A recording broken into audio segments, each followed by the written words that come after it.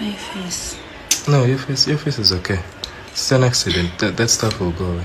Okay, 1, 2, 3. Good morning, everyone. I've been urged to do this video because most of the people that really care want to know how I'm doing. I am okay. I just I'm sorry I kind of feel ugly, but I'm doing okay. The face is getting a little better. My lips, it's all a mess, but I'm pretty okugulu. Last night nazuka n'obulumi bungi, omutwe gwali gukuba nnyo nga maaso tegasaatunula kanoma, because you see I show you nga bawuliriza basimba mugamba mutya mwebale kubaako kumpuliriza programu. Okimanyi kyobadde olina okuba wano live leero? I know, naye munnange ebikwate biraze. Nofuna accident? Ndabikidde mu virtual reality. Kati kyebuuza kabenje wakafuna ova ludda wa era wali olaga wa wali ogenda mu kibaala story ki? Nali ngenda ku show side za omaisitera nnyo kwata before because no sides batuvugawe. But I think it is go sides egomba kikubo kya ttaka. Yeah, so twali tugenda ku show. Okay. Tuli mu kikubo kya ttaka tugenda bus netuyitako, omanyi engeri bus gye zeeyisamu. Olina okuddako ebbali ona maanyi nesitula enfufu y'amaanyi. Kati we yasitulira enfufu waliwo ekkoona. Situla enfufu ekkoona tetwaliraba, twasigala tugenda straight home, tuvudde ku main road. Twaddamu owulira nga mitwe tukikuba nga tuvuddeko ate nali nakajjako seatbelt kutereeza makeup bawonoga nti mbuzayo dakiika 5 kukomentuke ku show, so nejjako seatbelt ntereeze ka makeup buli kimu ntuuke nga kiri set. Bana akabijjako bwenti in about 10 seconds emmotoka neevaako nga basi yakatwisa, so that's what caused the accident. Netukuba ebisiriko paka emmotoka we yasibira mu kikko. Okay, kati njagala kumanya Kapa kati oli mu mbeera ki we twogerera kati? Wenjogera kati ndi mu recoveringa nerero mbadde mu face yange egenda edda ekomaawo. Lwaki musinga nnyo kutya face? Ewedda nkuwulira ogamba face kange ka face. Ekisingo sesa ku muntu yenna, any human being, the first thing you're presenting eri omuntu ye face yo. Gamba naddala abakazi. Naddala abakyala, tuka abakyala face zaffe ebitiibwa byaffe. Bw'okyuka okutuulira omuntu omukozeeko oba kyo, anything, it's your face that goes first. So tufaayo nnyo ku face. Ate ekyokubiri nze ndi muyimbi. Waliwo ebintu ebitukakatako nga ffe, you must look good. Omuyimbi obeeranga product gye batunda nti akakipakako kwe kakulabikira obulungi ojja kukagula. Kakulabikidde oyese n'ebisinga ojja kukaliirako. So face yange weeri kati it's not impressing. Sikiwandi omuntu ajja kungula ayite ku Let's Spice Diana kyakusooka oli. Okay. Face yabaaki soko nnyonnyola omuwuliriza atakulaba atasobodde kulaba video yo talina ku social media atanamanya ki ekyatuuka ku face. Ettama lye lyakutukako ennyingo ye yagenze. Face mmotoka mububaako nakuba omutwe ku windscreen emirundi 2, then nziramu nenjikuba ku bagitani dashboard. Muliiso munda nemugenda mu glaasi, mugulu kwonna ne ku face kwonna ne kuyingira mu glaasi ne mu mukono. Mukama Katonda wange. Okugulu kwo ne kuyulika ligament nayo bakiyita mu Luganda. Tugezeraawo kati iriga eyagira eyayulika ya kugulu kwaki kwaddyo kwa kono? Okwa kono kuliko 3. Ewe wali 3 awo otera okubikulaawo. Kapa toseka bulumi bugenda kweyongera ate oli mukuseka. Buli lwenseko olwa lunuma. Ati awo kati n'okugaaya tekukyasoboka. Ndya ngaaya ekyogule tukize ebbali. Ebirala bigaana naye okulyako okusoboka. Kati okugulu kwo egumba kitegeeza teryamenyese ddyo.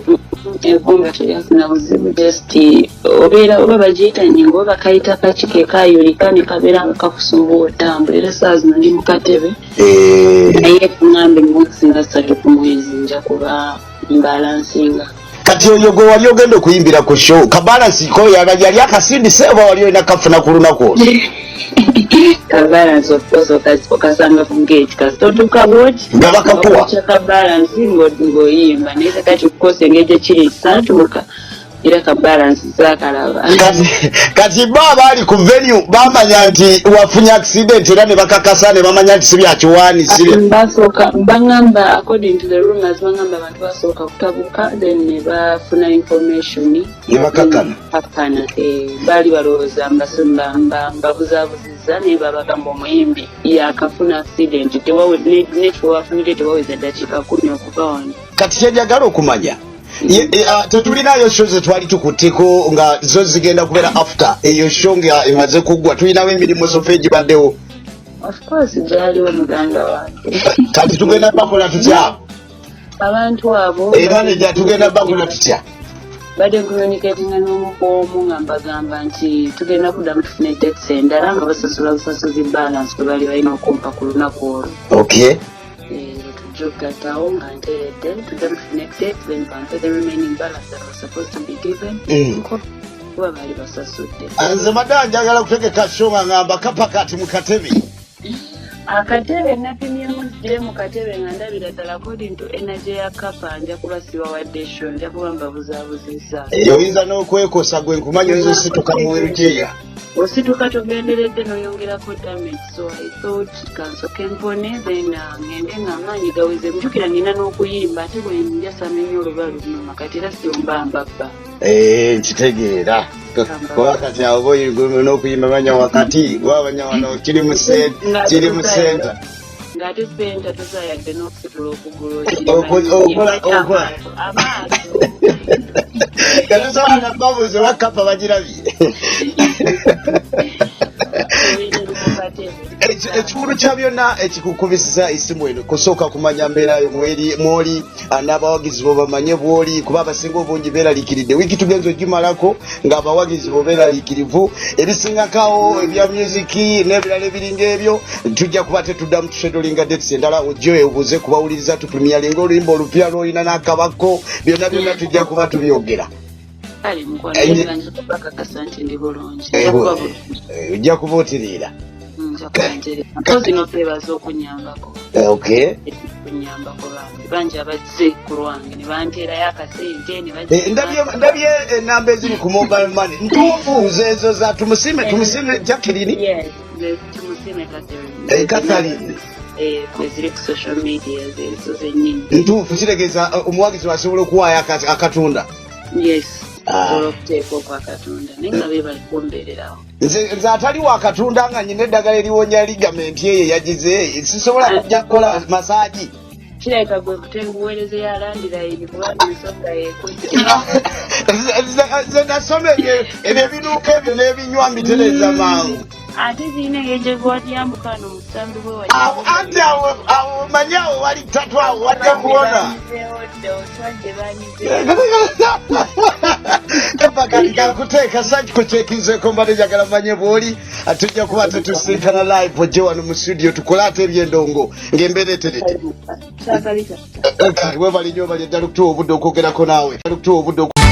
Higher level to one travel agency etutwala kasese osigala olinyumya ki ate tugenda n'ebizonto bakole comedy show ku Campfire nga bwe tusiika emicomo tusimulanga 5 Agusto tukomawo nga 7 ebifo ebyetunalambula kuliko Queen Elizabeth National Park wali buli kika kya bisolo kazinga kyano Katwesi Lake Munyanyange Mountain Resort Karoro Falls Hot Springs kasese n'ebifo ebirala bingi bukinga kati ekifo kyo okumanya ebisingawo ku bessimu 0706 oba 077885 zirine ku WhatsApp sente zonna sasula kuliko entambula. Bizondo Campfire Comedy Show okuyigiriza okuvuba kuleke Edward omuchomo ku Campfire okusasula wetu nasula ebyokulya breakfast buffet ku lunch ne supper boat cruise ku kazinga kyano ebifaananyi okusasula ebifo bwe tunalambula nga biwagidwa Kauthara Agents Limited Lake Munyanyange Caves Lodge Radio Simba n'ebitegekebwa Higher Level Tour and Travel Agency. Tusigala lambula